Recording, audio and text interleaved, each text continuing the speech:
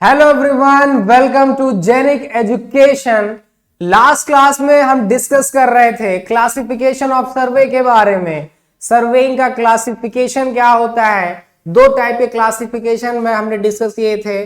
Basically plane और geodetic सर्वे पे हमारा डिस्कशन चल रहा था, तो अभी हमारा डिस्कशन उस पर कंप्लीट नहीं हुआ है, आगे हम उस पर डिस्कस करेंगे। बट उसको स्टार्ट करने से पहले आई होप, मुझे उम्मीद है कि आप सभी इस चैनल पर आ चुके होंगे, क्योंकि आपके आने से हमारा हौसला बढ़ता है।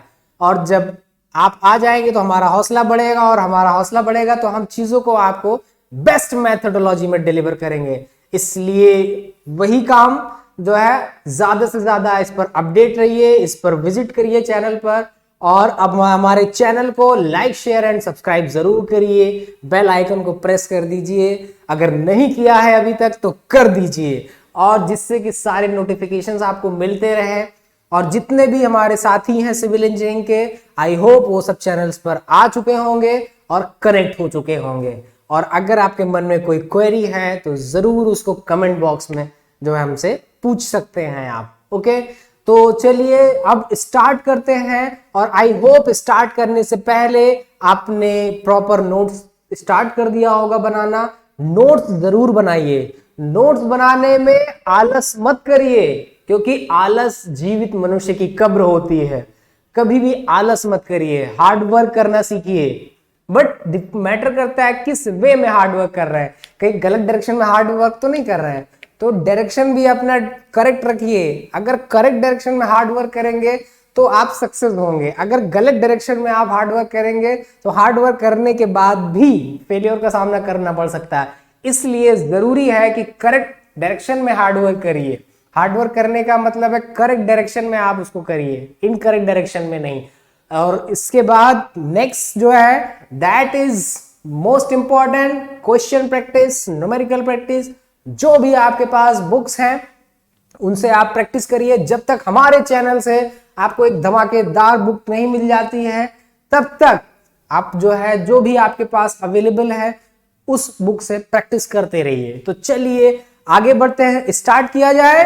तो चलिए स्टार्ट करते हैं। दैट इज क्लासिफिकेशन ऑफ सर्वे। दो टाइप के, जो फर्स्ट बेस था हमारा कर्वेचर बेस्ड क्लासिफिकेशन, उसमें हम डिस्कस कर रहे थे दो क्लासिफिकेशन के बारे में, that is plane surveying and geodetic surveying. Okay, तो चलिए स्टार्ट करते हैं। सर्वेइंग जियोमेटिक्स, SURVEYING, सर्वेइंग, जिसे और किस नाम से जाना जाता है, जियोमेटिक्स, GEOMETICS,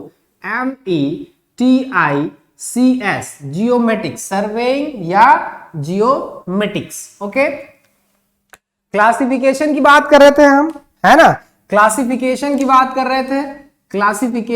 क्लासिफिकेशन में हम डिस्कस कर रहे थे फर्स्ट क्लासिफिकेशन के हम डिस्कस कर रहे थे। In the first classification we were discuss on curvature based classification, on the basis of curvature of the earth, on the basis of BASIS, basis of curvature, CURVATUR, curvature of the earth, of the the EARTH, curvature of the earth. Okay, इसमें दो classification हुए थे। First was plane surveying, PLA and plane surveying, SURVEY, plane survey।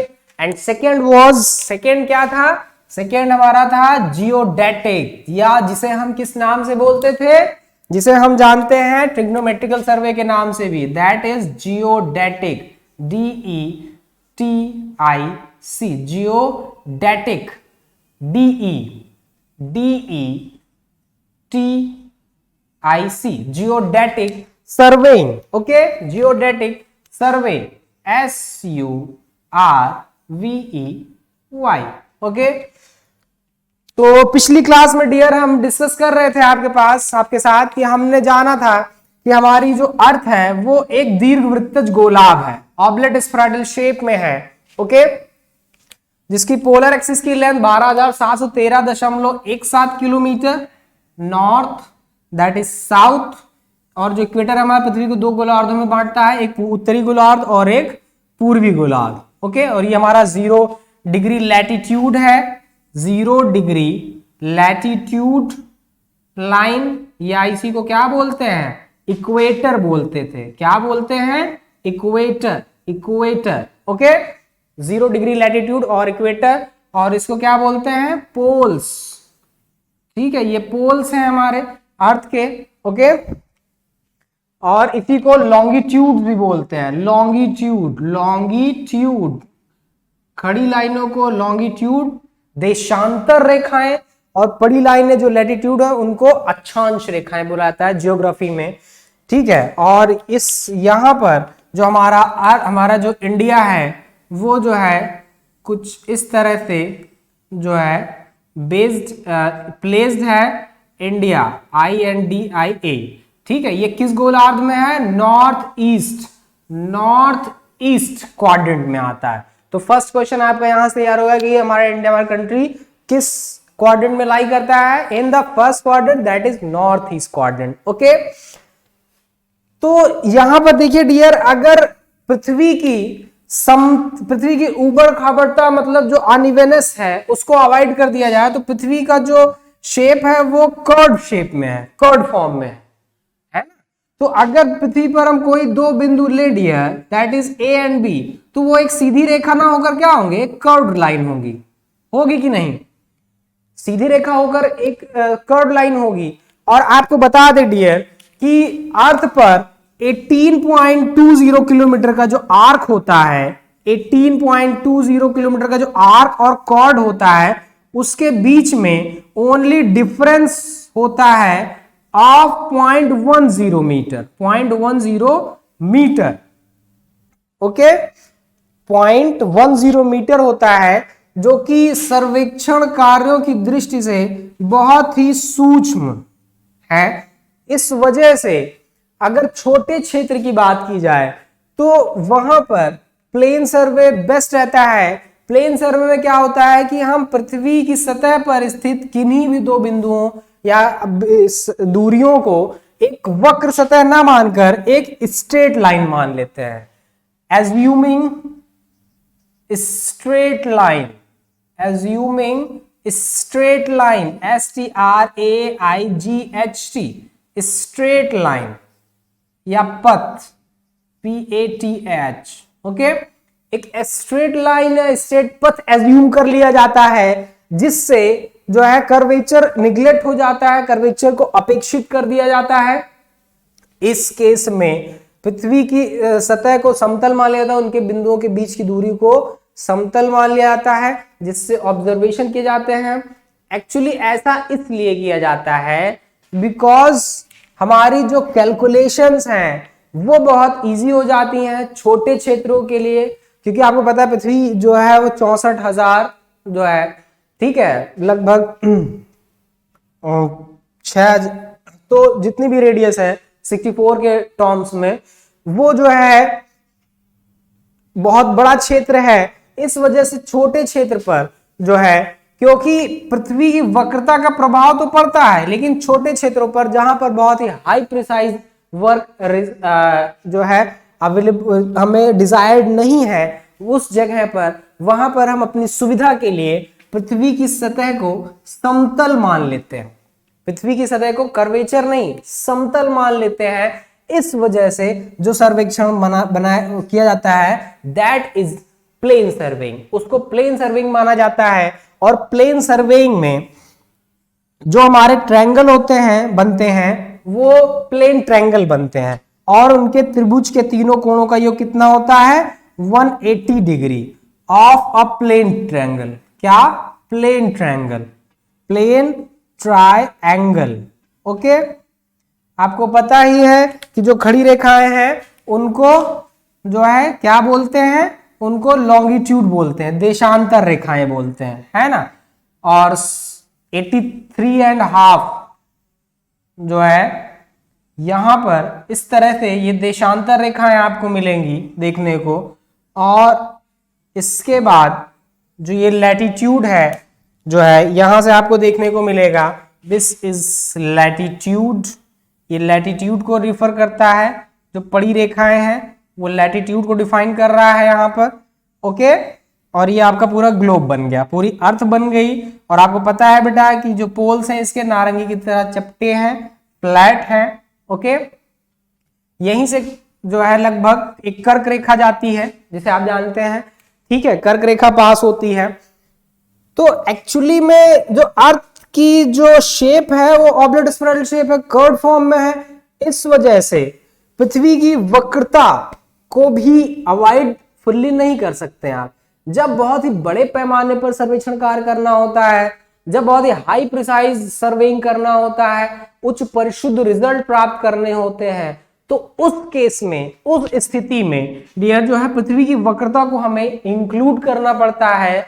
लेकिन वक्रता को include तो करते हैं, लेकिन इस केस में क्या होता है कि कैलकुलेशंस टिपिकल हो जाते हैं, और दो बिंदुओं के बीच की जो रेखाएं होती हैं वो एक सीधी रेखा ना होकर के कर्व होती है। क्या होती है?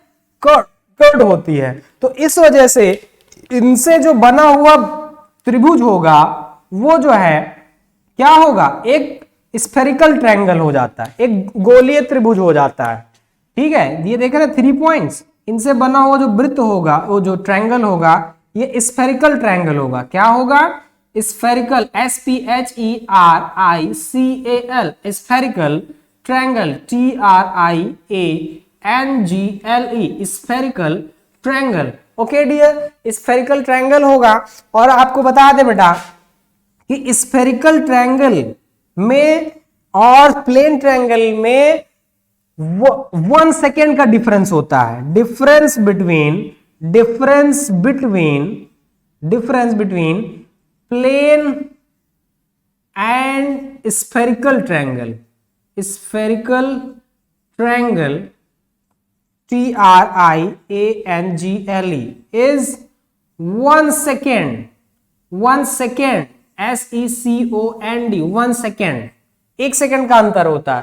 For every 195.5 kilometre square area, for every EVERY 195.5 kilometre square area, हर 195.5 किलोमीटर स्क्वायर एरिया के लिए एक स्फेरिकल ट्रायंगल और एक प्लेन ट्रायंगल में 1 सेकेंड का डिफरेंस होता है। 1 सेकेंड ये इससे स्फेरिकल ट्रायंगल ज्यादा हो सकता है सम एंगल्स का, क्योंकि आपने अभी तक क्या पढ़ रखा है? आपने यही पढ़ रखा है ना कि जो है ट्रायंगल के तीनों एंगल्स का सम 180 डिग्री होता है। लेकिन देखिए यहाँ पे क्या है, 180 डिग्री नहीं हो रहा है। और इस सर्वेइंग में बेटा, जियोडेटिक सर्वेइंग में स्फेरिकल ट्रिग्नोमेट्री का यूज करते हैं हम। क्या यूज करते हैं? स्फेरिकल ट्रिग्नोमेट्री, गोलीय त्रिकोणमिति, स्फेरिकल ट्रिग्नोमेट्री, TRIGONOMETRY,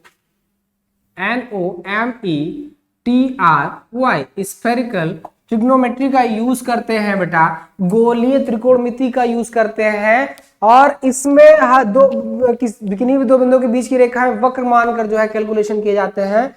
तो होता क्या है कि प्लेन में तो आपके लिए कैलकुलेशंस, कंप्यूटेशंस इजी हो जाते हैं, लेकिन जियोडेटिक सर्वे में लेंथी प्रोसेस हो जाता है, कैलकुलेशंस बहुत टिपिकल हो जाती हैं, बिकॉज सारी चीजें स्फेरिकल हो जाती हैं। स्फेरिकल ट्रिग्नोमेट्री का यूज होता है, और एंगल्स जो होते हैं स्फेरिकल ट्रायंगल्स बनते हैं। जो भी ट्रायंगल्स बनते हैं इनके बीच की लेंथ जो है कर्व होती है, नॉट स्ट्रेट लाइन होती है।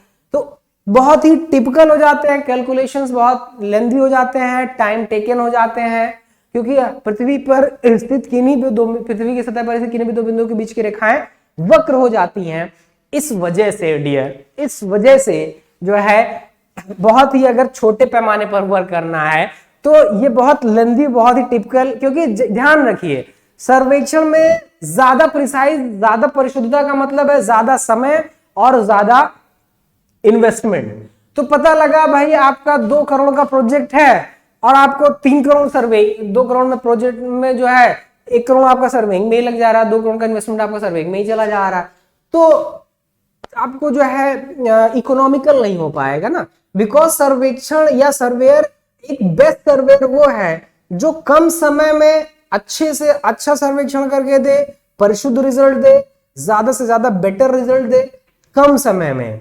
जैसे डॉक्टर, वरना सर्वेयर भी कई हैं, डॉक्टर भी कई होते हैं, लेकिन आप किसके पास जाते हो? जिस डॉक्टर की दवा आपको जल्दी सूट करती है, पैसे भी कम लगते हैं, दवा भी अच्छी देता है, ध्यान से आपकी प्रॉब्लम्स को भी जो है ऑब्जर्व करता है। वरना डॉक्टर्स भी बहुत सारे हैं। इंजीनियर्स क्या है? इंजीनियर्स भी बहुत सारे हैं, लेकिन वैल्यू किसको मिलती है? जो कम समय में बेस्ट वे में बेस्ट आपको स्ट्रक्चर देता है, बेस्ट डिजाइनेशन देता है, बेस्ट रिजल्ट देता है, और मिनिमम कॉस्ट में और जल्दी देता है, लेस इन मिनिमम टाइम। ठीक है, उसी तरह से स्टूडेंट भी होते हैं। आपने भी देखा होगा कि क्लासेस में जो है स्टूडेंट सब लोग पढ़ते हैं, सबको सेम ही चीज पढ़ाई जाती है, लेकिन उसी में से आप सब में से ही कुछ स्टूडेंट होते हैं जो बहुत टॉप हो जाते हैं, टॉपर में पहुंच जाते हैं, कुछ होते हैं जो एवरेज में पहुंच जाते हैं, कुछ होते हैं जो मतलब जो है पीछे रह जाते हैं, कुछ बहुत आगे निकल जाते हैं। तो आप सब कुछ आप ही के पास है, सबको सेम चीजें प्रोवाइड की जा रही हैं। अब ये डिपेंड करता है कि आप कितनी ऑनेस्टी से अपनी चीजों को एक्सेप्ट करते हो जो आपको डिलीवर की जा रही हैं। यस, तो इसलिए जो है वैल्यू हमेशा उसी को मिलती है जो बहुत अच्छा करता है, जो ऑनेस्टी से अपनी रिस्पॉन्सिबिलिटीज को समझता है, जो अपने वर्क के प्रति ईमानदार होता है और बेटर बेस्ट करता है। ठीक है, तो इसी तरह से एक बेस्ट सर्वेयर वही होता है जो मिनिमम टाइम में, मिनिमम कॉस्ट में ज्यादा से ज्यादा और परिशुद्ध सर्वेइंग करके आपको एक्यूरेट रिजल्ट दे, प्रिसाइज रिजल्ट दे। तो होता है क्या कि जहां बहुत मतलब जो है कम महत्व के सर्वेक्षण कार्य होते हैं, साधारण प्रकार के सर्वेक्षण कार्य होते हैं, वहां पर प्लेन सर्वे अडॉप्ट किया जाता है। इंजीनियरिंग पर्पस में भी ज्यादा, जहां पर समय पर्याप्त होता है, कम जो है रिक्वायरमेंट होती है, ठीक है, लिमिटेड टाइम होता है, लिमिटेड फंड अवेलेबल होता है, वहां पर प्लेन सर्वेक्षण अडॉप्ट किया जाता है। जहां पर हाई प्रिसाइज रिजल्ट रिक्वायर होता है, जैसे नेशनल लेवल पर, इंटरनेशनल लेवल पर, गवर्नमेंट ऑफ इंडिया, गवर्नमेंट के नीड के अकॉर्डिंग नेशनल लेवल पर, वहां पर जहां पर बहुत परिशुद्धता की जरूरत होती है, वहां पर जियोडेटिक सर्वे अडॉप्ट किया जाता है। और जियोडेटिक सर्वे इसलिए अडॉप्ट किया जाता है जहां पर बहुत ज्यादा परिशुद्ध रिजल्ट की जरूरत होती है, मतलब हम कोई कंप्रोमाइज नहीं कर सकते। जैसे कि क्या हो सकता है, सोच के बताइए जरा हमें आप। मैं बताता हूं, जैसे कि अपने देश की सीमाएं निर्धारित करना। जितने भी कंट्रीज या हमारे जो है यहाँ भी जो भी देश अपनी सीमाएं निर्धारित करते हैं, वो जियोडेटिक सर्वे के अकॉर्डिंग करते हैं। बिकॉज जियोडेटिक में जो है सर्वेइंग बहुत जरूरी है, सीमाएं निर्धारित होती हैं, एक एक इंच का, एक एक फीट का बहुत महत्व होता है, बहुत इंपॉर्टेंस होता है। ठीक है, तो इसलिए देश की सीमाएं जो है जियोडेटिक सर्वे, ट्रिग्नोमेट्रिकल सर्वे या जो है great trigonometrical survey of India, ठीक है, या सर्वे डिपार्टमेंट ऑफ इंडिया ने ही इस जो है सीमाएं निर्धारित की थी। मैंने आपको बताया था पिछली क्लास में, कन्याकुमारी से हिमालय से कन्याकुमारी से हिमालय, ठीक है, और सुवेज से सिंगापुर तक के जो है सर्वेक्षण कार्य सर्वे डिपार्टमेंट ऑफ इंडिया ने ही किए थे। अपने अपने देशों की सीमाएं भी जो है अदर कंट्रीज भी पारित करते हैं, उसके लिए उन्होंने एक्ट भी पारित कर दिए हैं। तो बहुत सारे से आपने देखा कि जो है कितना मैटर करता है चीजें। ऑल ओवर ये जानिए कि अगर जो है रिजल्ट हमें बहुत एक्यूरेट चाहिए तो हम जियोडेटिक सर्वे, जिसे टेक्नोमेट्रिकल सर्वे बोलते हैं, वो अडॉप्ट किया जाता है। ठीक है, अदरवाइज प्लेन सर्वे अडॉप्ट किया जाता है साधारण प्रकार के कार्यों में। या अब भाई कंडीशन है आपके पास कि लिमिटेड टाइम है, लिमिटेड फंड अवेलेबल है, लिमिटेड एरिया है, छोटे पैमाने पर जल्दी आपको रिजल्ट भी चाहिए, जल्दी आपको उसका सर्वे मैप भी चाहिए, जल्दी चीजें आपको हायर करके देनी है, तो उस कंडीशन में जियोडेटिक सर्वे कहाँ आप अप्लाई कर पाएंगे। ठीक है, तो नेशनल लेवल पर, इंटरनेशनल लेवल पर, बड़े पैमाने पर जहां पर बहुत हाई प्रिसाइज रिजल्ट एक्वायर होता है डियर, वहां पर जियोडेटिक सर्वे अडॉप्ट किया जाता है। अदरवाइज प्लेन सर्वे अडॉप्ट किया जाता है जो है आपका। ओके, ये दो तरह से क्लासिफिकेशन थे सर्वे के जो बहुत मैटर करते हैं, बहुत इंपॉर्टेंस रखते हैं। ठीक है, गांव में आप शहरों में देखिए जहां पर एक एक इंच का बहुत इंपॉर्टेंस रहता है, वही गांव में देखिए एक एक मीटर तक की डिस्टेंस जो है लोग जो है नहीं उतना इंपॉर्टेंस देते हैं, ठीक है, या उतना जो है उनको फर्क नहीं पड़ता है क्योंकि वहां पर प्रॉपर स्पेस अवेलेबल है। ओके, तो इस तरह से आपने देखा दो तरह के क्लासिफिकेशन थे डियर, जो कि प्लेन सर्वेइंग और जियोडेटिक सर्वेइंग पे बेस्ड है। ओके, इसके बाद जो नेक्स्ट आता है classification, that is what, that is land based सर्वे, है ना। तो चलिए लैंड बेस्ड सर्वे क्या होता है उस पर डिस्कस करते हैं, उसको हम जो है स्टार्ट करते हैं कि भाई लैंड बेस्ड सर्वे का क्या क्लासिफिकेशन था, उस पर हम चर्चा करेंगे। इस लैंड बेस्ड क्लासिफिकेशन में मैंने आपको बताए थे जैसे कौन कौन से, topographical survey, cadastral survey, city survey, astronomical survey, geological survey, hydrographic survey या मैरीन सर्वे, एरियल सर्वे, है ना। इस सब तरह के क्लासिफिकेशन बताए थे। तो आज चलिए हम उनको डिटेल में डिस्कस करेंगे one by one. Okay, detail में हम उन पे डिस्कशन करेंगे, एक्सप्लेनेशन करेंगे वन बाय वन। ओके, तो चलिए स्टार्ट करते हैं। What is the classification of survey on the basis of nature of earth या नेचर ऑफ अर्थ। ओके, तो चलिए स्टार्ट करते हैं। That is classification based on the nature of the land या लैंड बेस्ड क्लासिफिकेशन। क्या था? Land based classification, BASED, land based classification, CLASSIFICATION, land based classification. इसमें first क्या था, इसमें सबसे पहला क्या डिस्कस किया था? First was in this topographical survey. क्या था? फर्स्ट टॉपोग्राफिकल सर्वे, है ना। तो उस पे चलिए डिस्कस करते हैं। दैट इज टॉपोग्राफिकल, TOPOGRAPHICAL,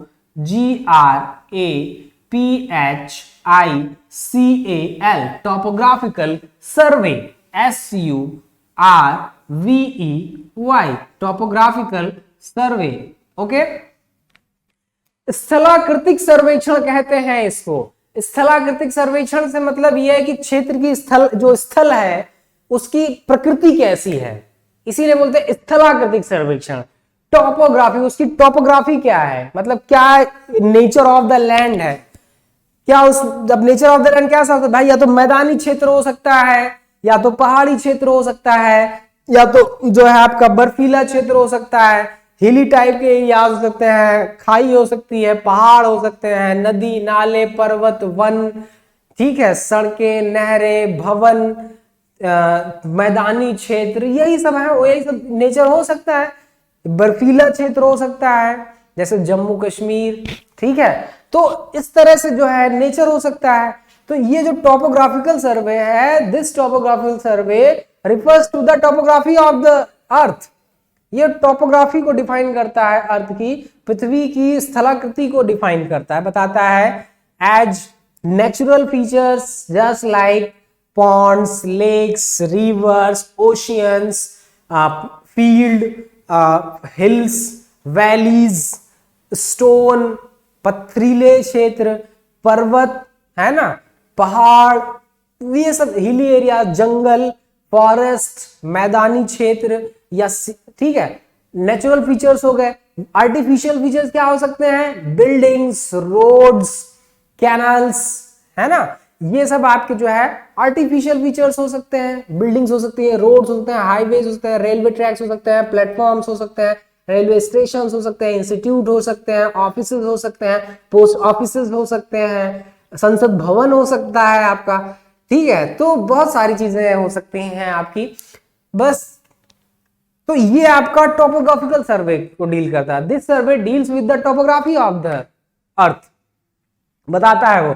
तो उससे उसकी जो भी हमारे नेचुरल फीचर्स हैं, आर्टिफिशियल फीचर्स हैं, उनको उनकी पोजीशन फाइंड करने के लिए, उनको लोकेट करने के लिए जो सर्वे किया जाता है, उनका लोकेशन फाइंड करने के लिए, उनको लोकेट करने के लिए जो भी सर्वेक्षण किया जाता है, दैट इज टॉपोग्राफिकल सर्वे। इसके बाद जो नेक्स्ट आता है that is cadastral survey. What?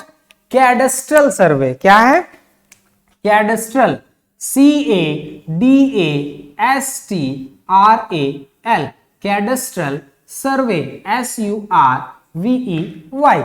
बेटा कैडेस्ट्रल सर्वे से आप क्या समझते हैं? कैडेस्ट्रल को हिंदी में बोलते हैं भूकर। भू माने जमीन, पृथ्वी, भू के प्रकार की सर्वेक्षण। ठीक है, तो मिट्टी जो कैडेस्ट्रल सर्वे है एक्चुअली में हमारे क्षेत्रों, नगरों, राज्यों, है ना, this refers to the boundaries of, उसकी सीमाओं को, बाउंड्रीज क्या है? Boundaries of areas, boundaries of states, क्षेत्रों, सिटीज, है ना, स्टेट, सिटीज, कंट्रीज, उनकी जो है क्षेत्रों की सीमाएं निर्धारित करता है, बाउंड्रीज को रिफर करता है। ये नगरों, क्षेत्रों, एरियाज एक्सेट्रा, उसको रिफर करता है कि नगरों की, क्षेत्रों की, राज्यों की सीमाएं निर्धारित करने के लिए, उनका क्षेत्रफल ज्ञात करने के लिए, उनका लोकेशन फाइंड करने के लिए, उनकी पोजीशन फाइंड करने के लिए, उनको लोकेट करने के लिए जो सर्वेक्षण किया जाता है दैट इज कैडेस्ट्रल सर्वे। वो आपका क्या है? कैडेस्ट्रल सर्वे। इसके बाद जो नेक्स्ट आता है that is city survey. That is city survey. What? City survey. ये किसको रिफर करता है? City survey, CITY, city survey, SURVEY। देख रहे हैं? आपके हिसाब से क्या क्लासिफिकेशन होना चाहिए था? अगर आपके हिसाब से कोई क्लासिफिकेशन होना चाहिए था तो जरूर आप कमेंट बॉक्स में हमें बताइए। ओके, तो सिटी सर्वे में क्या हो सकता है? सिटी सर्वे में जो हमारे शहरों में जो फीचर्स होते हैं, जैसे नालियां, सड़कें, जो है ना, रोड, हाईवेज, वो चीजें होती हैं। नालियां, sewer line, pipe line, water supply line, sewer line, tunnel, जो भी लाइंस हैं, ठीक है, जो हमारे आर्टिफिशियल फीचर्स में आती हैं, उनकी स्थिति ज्ञात करने के लिए, उनकी लोकेशन ज्ञात करने के लिए, उनकी पोजीशन ज्ञात करने के लिए, उनकी लेंथ डिटरमाइन करने के लिए जो भी सर्वेक्षण किए जाते हैं that is under city survey. वो सिटी सर्वे के अंतर्गत आता है। इसके बाद नेक्स्ट जो आता है दैट इज हाइड्रोग्राफिक और मैरीन सर्वे। क्या है वो? हाइड्रोग्राफिक, GRAPHIC, हाइड्रोग्राफिक, और इसी को क्या बोलते हैं? मैरीन सर्वे, MARINE, मैरीन सर्वे, SURVEY, मैरीन सर्वे। ओके, हाइड्रोग्राफिक और मैरीन सर्वे क्या होता है? इसमें जो भी हमारे वाटर बॉडीज हैं, जैसे नदियां, झील, तालाब, गड्ढे, पोखर, नहरें, जो भी हमारे वाटर स्ट्रीम्स हैं, उनकी जो फ्लूइड प्रॉपर्टीज होती है, क्योंकि उसमें पानी होता है, लिक्विड होता है, तो जाहिर सी बात है लिक्विड है जो कि फ्लूइड है, और फ्लूइड है तो उसकी फ्लूइड प्रॉपर्टीज होगी। जैसे आप सोच के बताइए क्या क्या हो सकती है? Depth, discharge, velocity, density, speed, है ना, ये सारी चीजें जो है, कैपेसिटी, ठीक है, ये सारी चीजें जो फ्लूइड पैरामीटर्स होते हैं, फ्लूइड प्रॉपर्टीज होती हैं, उनको डिटरमाइन करते हैं। यहां तक कि नौ संचालन का कार्य, नेविगेशन का कार्य, गोदी कार्य, जिस बंदरगाहों का कार्य, जल आपूर्ति का कार्य, सिंचाई का कार्य, पन बिजली उत्पादन का कार्य, हाइड्रो इलेक्ट्रिक प्लांट्स, जितने भी मल्टीपर्पज प्रोजेक्ट हैं रिलेटेड टू वाटर, वो भी हाइड्रोग्राफिक सर्वे के अंतर्गत आते हैं। हाइड्रोग्राफिक सर्वे के अंतर्गत depth, discharge, measurement, velocity, speed, है ना, जितने भी फ्लूइड प्रॉपर्टीज हैं वो हमारे फाइंड किए जाते हैं। जो नेविगेशन का कार्य है वो भी किया जाता है। इरिगेशन, फसलों की सिंचाई का कार्य भी किया जाता है। वाटर सप्लाई का, जल आपूर्ति का भी कार्य इसी के अंतर्गत आता है। इसी के अंतर्गत डियर जो है फसलों की इरिगेशन का भी कार्य आता है, जो है हमारे जितने भी गोदीकार बंदरगाहों का निर्माण, ये सब भी आपका मैरीन सर्वे में आता है। ठीक है, तो hydrographic survey deals with the all the parameters related to fluid properties. Okay, next is the क्या है, दैट इज एरियल सर्वे। क्या है, एरियल सर्वे आप करते हैं, that is aerial survey. What is aerial survey? AEIRIAL, aerial survey, SURVEY, aerial survey. क्या है, aerial survey पे बात करते हैं, हवाई सर्वेक्षण कहते हैं इसको। हवाई सर्वेक्षण कहते हैं जहां पर कोई डिजास्टर हो जाए, कोई आपदा आ जाए, ठीक है, जैसे बाढ़, सूखा, ठीक है, बाढ़ आ जाए, सूखा हो जाए, कोई बांध डैमेज हो जाए, डैम फेलियर या क्षतिग्रस्त हो जाए, ठीक है, वो जो है कोई दुर्घटना हो जाए, तो वहां पर जो है वहां की स्थिति जानने के लिए, वहां की लोकेशन फाइंड करने के लिए, डिफाइन करने के लिए, ठीक है, उसको लोकेट करने के लिए, उसको डिटरमाइन करने के लिए जो सर्वेक्षण क्या आता है, दैट इज एरियल सर्वे। वो हवाई सर्वेक्षण के अंतर्गत आता है। यहां तक कि जिन मार्गों पर या जिन क्षेत्रों में भू साधनों से यानी जमीनी मार्ग से पहुंचना मुश्किल होता है या इम्पॉसिबल होता है या मतलब प्रॉब्लम्स क्रिएट करता है, वहां पर हवाई सर्वेक्षण किया जाता है। वहां पर भी हम हवाई सर्वेक्षण किया जाता है। इसमें क्या करते हैं कि भाई हेलीकॉप्टर वगैरह से हवाई मार्ग से जाते हैं और उस जगह की लोकेशन ले लेते हैं, उस क्षेत्र की जो है। Okay, next is the astronomical survey. क्या है बेटा, नेक्स्ट आपका है एस्ट्रोनॉमिकल, खगोलीय सर्वेक्षण। Astronomical, ASTRONOMICAL, astronomical survey, SURVEY। Astronomical survey, खगोलीय सर्वेक्षण क्या होता है? खगोलीय सर्वेक्षण के अंतर्गत डियर हम क्या करते हैं, पृथ्वी आकाश में स्थित जो तारे हैं, जो ग्रह हैं, उनकी मदद से, उनकी सहायता से भूमि पर स्थित बिंदुओं की, रेखाओं की एब्सोल्यूट लोकेशन फाइंड करते हैं, सापेक्ष स्थिति को डिटरमाइन करते हैं, ठीक है, with the help of planets, stars in the Galaxy. Okay, तो आपको भी अगर गैलेक्सी में चलना है, अभी फिलहाल नहीं चलना है, अभी तो हमें स्टडी करना है, ठीक है, तो स्टडी करते रहिए, एंजॉय करते रहिए। आई थिंक सारी चीजें आपको क्लियर हो गई होंगी। और लेकिन चलते चलते फिर मैं आपसे कहना चाहता हूं कि अगर आपने अभी तक हमारे चैनल को लाइक, शेयर एंड सब्सक्राइब नहीं किया है तो उसे लाइक, शेयर एंड सब्सक्राइब जरूर कर दीजिए। बेल आइकन को प्रेस करना मत भूलिए, जिससे सारे नोटिफिकेशंस आपको मिलते रहें और ज्यादा से ज्यादा संख्या में हमारे चैनल पर आकर बेस्ट मेथोडोलॉजी का, स्टडीइंग का, इंटरेस्ट का आनंद लीजिए, एंजॉय करिए और ज्यादा से ज्यादा लोगों को इस चैनल पर लाइए। जो भी लोग सिविल इंजीनियरिंग से रिलेटेड हैं, जिनको भी सर्वेइंग में प्रॉब्लम होती है, अगर आपको भी सर्वेइंग में प्रॉब्लम है तो आप इस चैनल पर आकर अपने प्रॉब्लम्स को दूर कर सकते हैं और इससे आपका भी हौसला बढ़ेगा, आपके हौसले के साथ साथ मेरा भी हौसला बढ़ेगा। तो अगर अभी तक आपने लाइक, शेयर, सब्सक्राइब नहीं किया है, कर दीजिए, क्योंकि हमारा जेनिक मैकेनिकल सिविल चैनल आपका वेट कर रहा है और कामयाबी आपका वेट कर रही है। ओके, तो आज के लिए इतना ही डियर। इसके आगे हम नेक्स्ट क्लास में डिस्कस करेंगे एक नए जोश, नई ऊर्जा के साथ, नई एनर्जी के साथ।